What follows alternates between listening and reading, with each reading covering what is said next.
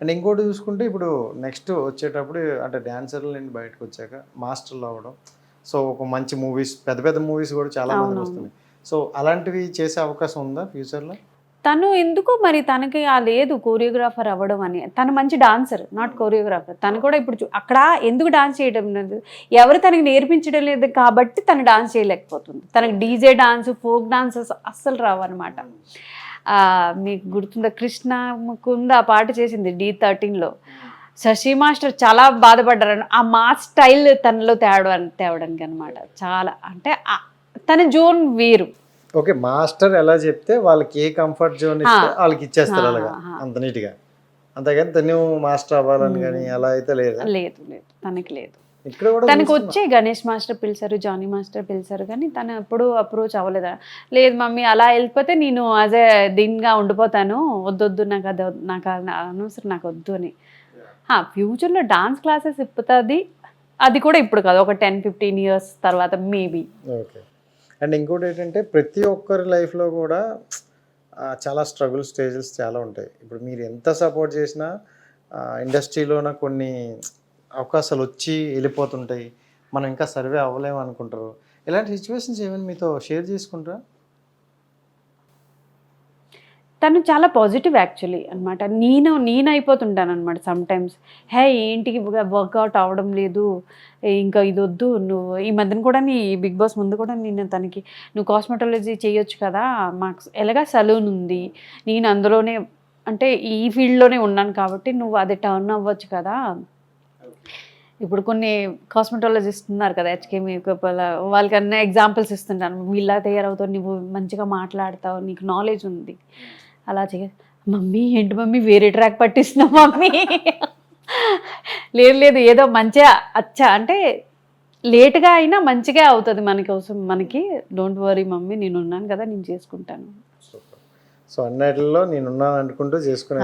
ఇప్పుడైతే తను చాలా అంటే ఆలోచించి అన్నీ చేస్తుంటుంది అనమాట. సో అంటే తనకి చాలా మంది ఫ్రెండ్స్, ఎక్కువ ఫ్రెండ్ సర్కిల్ కూడా కొంచెం బాగానే ఉంది ఇండస్ట్రీలో. సో అంటే కొంతమంది యాక్టర్లు అవ్వచ్చు, ఇంకోటి అవ్వచ్చు, అంటే ఎవరైనా సజెస్ట్ చేశారా బిగ్ బాస్కి వెళ్తే కొంచెం ఇలా ఉంటుంది అని? ఇప్పుడు ఎందుకంటే నేను అడుగుతున్నా, బిగ్ బాస్ నుండి వచ్చే వాళ్ళకి సక్సెస్ రేట్ చాలా తక్కువ అని చాలామంది దగ్గర విన్నాం. సో అలా ఎవరైనా చెప్పారా? బట్ నేను చూసిన వాళ్ళది మంచిగా కెరీర్ సెట్ అవుతుంది కదా. ఆసురెడ్డి, నేని, పావని వాళ్ళు ముందు ఏం చేసేవారు, ఇప్పుడు ఇంకా ఏదో కొంచెం మంచి ప్రాజెక్ట్స్లో కనిపిస్తున్నారు, అవన్నీ వాళ్ళ గ్రోత్. ఏదో ఇప్పుడు డీ కూడా అందరికీ ఫేమ్ ఇవ్వదు, ఇట్స్ యువర్ లక్. ఏది ఎవరికి ఎప్పుడు పబ్లిక్లో, అమ్మో పబ్లిక్లే మహారాజులు, వాళ్ళే పట్టుకెళ్తారు, వాళ్ళే దించుతారు అనమాట. నేను అందుకే నేను ఒక్కటే అడ్వైజ్ ఇచ్చాను, నువ్వు నీలా ఆడుకొని వెళ్ళిపో. ఎందుకంటే డీలో కూడా మేము ఎక్స్పెక్ట్ చేయలేదు ఇంత రేంజ్కి నేనిక అని అవుతా. మీరు నమ్మరు, ఒక ఇన్సిడెంట్ చెప్తాను. డీలో ఏమేమి, అప్పుడు మణికొండ పప్పులగూడ దగ్గర అక్కడే హోటల్స్లో ఉంచేవారు మాకు అనమాట. సో మేము స్నాక్స్ గట్టా ఇవన్నీ తీసుకోవడానికి కొంచెం వాక్ వెళ్ళేవాళ్ళం. బై వాకింగే అక్కడ దగ్గరలోనే అని వాక్ చేసుకుని, ఒక్కరోజు కూడా ఇలా అవ్వలేదు. మాకు ఒక ఆటో వాళ్ళు ఆగి, నేనిక మ్యామ్ కూర్చోరా మ్యామ్, మీరు ఎందుకు నడుస్తున్నారు మ్యామ్, మేము దింపేస్తామని. మళ్ళీ దిగి మాకు దింపి ఫోటో తీసుకొని, మ్యామ్ మీ ఫ్యాన్ మ్యామ్, మీ ఫ్యాన్ మ్యామ్, అదే ఆ రేంజ్, అంటే అంత పేరు వచ్చింది తనకి. సో ఇది నేను చెప్పలేము, ఫీల్ అవుతారు కదా మీరు, చాలా చాలా. అంటే ఇప్పుడు ఆ పేరు వచ్చింది కానీ ఇది మీరు ముందే ఊహించుకోరనమాట, ఇలా చెయ్యాలి, ఈ స్టేజ్ లో కూర్చోబెట్టాలి. అంటే మీరు హార్డ్ వర్క్ చేస్తున్నప్పుడల్లా మీ ఇంటెన్షన్ అదే కదా, ఒక మంచి ఉన్నత స్థాయిలో ఉండాలి. సో ఒకసారి ఒక 10 మంది గుర్తుపట్టి సెల్ఫీ అడిగితే చాలా బాగుంటది, హ్యాపీగా. నాకు కూడా అడుగుతారు సెల్ఫీ, అలా చేసింది. నిన్నే తిరుగుతున్నావు, మీరు నేనిక వాళ్ళ మదర్ కదా అంటే, అంటే నాకే నైనిక వాళ్ళ సిస్టర్ అన్నారు అంటారు ఎక్కువగా కదా, చాలా అలాగే ఉంటారు. సో మొత్తానికి అంటే డి జోడీ నుండి ఇది నేర్చుకున్నాం అంటే ఏం చెప్తారు? Hard work. చాలా మీలో పేషెంట్ ఉంది. మీరు 20 hours డాన్స్ చేసి తినకుండా డాన్స్ చేయగలరంటే డీకి రెడీ అవ్వండి. హార్డ్ వర్క్, అంత హార్డ్ వర్క్. కానీ ఒక ప్రూఫ్ చేస్తుంది ఆ ప్లాట్ఫామ్ మనుషులకి. అంటే ఏంటంటారు, ఒక రాయికి తీర్చిది అంటే సమ్ అంటారు కదా శిల్పంలా తయారు చేస్తుంది డి స్టేజ్. అంటే కొన్ని ఏదైనా ఇండస్ట్రీలో కావచ్చు ఇంకోటి కావచ్చు కొన్ని నెగిటివ్స్ ఉంటాయి. ఉంటాయి. సో బయట ఎలా ఉంటుంది అలానే మనం ఒక ఆడపిల్లని బయటికి పంపిస్తున్నప్పుడు ఇంకా భయం వేస్తుంది. ఇప్పుడు సొసైటీ చాలా చాలా దరిద్రంగా ఉండదు. ఎవరో చేసిన ఒకటి రెండు పనులు వల్ల అందరినీ బ్లేమ్ చేస్తాం. రైట్. సో అలాంటివి ఉంచినప్పుడు కరెక్ట్ అనిపించిందా? ఏం అంటే డేర్ చేస్తున్నా కదా, ఓకేనా ఆడపిల్లని ఇలా పంపిస్తున్నా, నా ఇష్టం కోసం తన ఫ్యూచర్ అనే ఒక ఆలోచనతో పంపిస్తున్నా అని మీకు ఎప్పుడైనా అనిపించింది? నేను ఇప్పుడు తనతోనే తిరిగాను, అందుకే. ఓకే, సింపుల్ సొల్యూషన్, ప్రాబ్లంకి సొల్యూషన్ నేను. ఓకే, నేను ఉంటుంటే ఎవడొస్తాడు? నిజంగా కరెక్ట్. కొట్టే దమ్ముంది నాలో, అంతే. సో అందుకే దగ్గరికి ఎవడు కూడా రాలేదు. సో ఇక్కడ నుండి మాత్రం వస్తారు, కాకపోతే పెళ్లి చేసుకుంటాను వస్తారు. ఇప్పుడు మీరు మంచివాడు రావాలి, పెద్ద బుక్ పట్టుకుని రాసుకోవడమే. క్వాలిటీస్ స్వయంవరం చెయ్యాలి.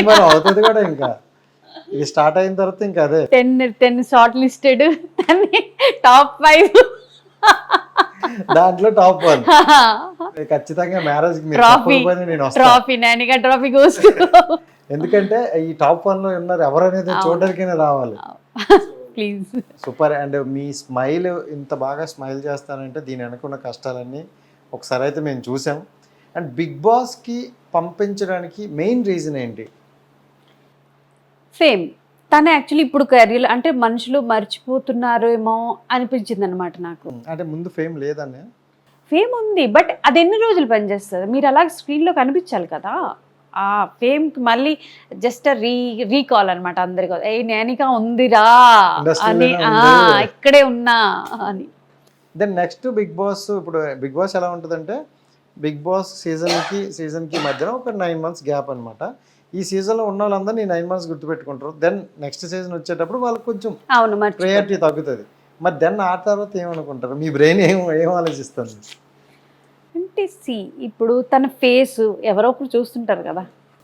ఓకే, ఫస్ట్ ఆఫ్ ఆల్ అయితే రికగ్నిషన్ ఐడెంటిఫై అయితే గట్టిగా ఇచ్చేయాలని ఫిక్స్ అయ్యారు. అది ఇచ్చేసిన తర్వాత తన లక్ ఎలా ఫేవర్ అలా. సూపర్. అండ్ నేను ఇప్పుడు కొంతమంది కంటెస్టెంట్ల పేర్లు చెప్తాను, మీకు నచ్చిన క్వాలిటీ. సో ఏదన్నా ఓపెన్గా చెప్పుకోవచ్చు. So direct first of all Nikhil. Strength. Okay. Stamina, పావు. Okay, super. And Abhay Naveen.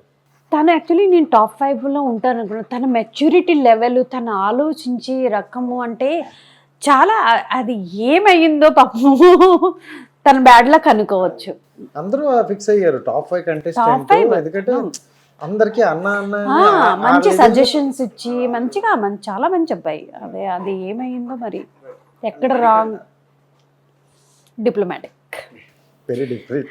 చాలా. తను ఏం ఆలోచిస్తాడో, ఏ రోజుకి ఎలాగా ఉంటాడో, ఏ క్షణానికి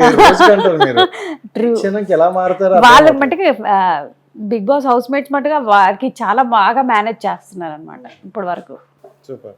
సో తనలో మీకు ఒక క్వాలిటీ ఏదేమైనా ఇంటి పని మట్టుగా మంచిగా చేసుకొని వెళ్ళిపోతాడు అనమాట. ఒక దగ్గర ఉండడు. నేను బోర్ అయిపోతాను, నాకు పని ఇచ్చేయండి. అది క్వాలిటీ చాలా బాగుంది. చాలా బాగుంది. రైట్.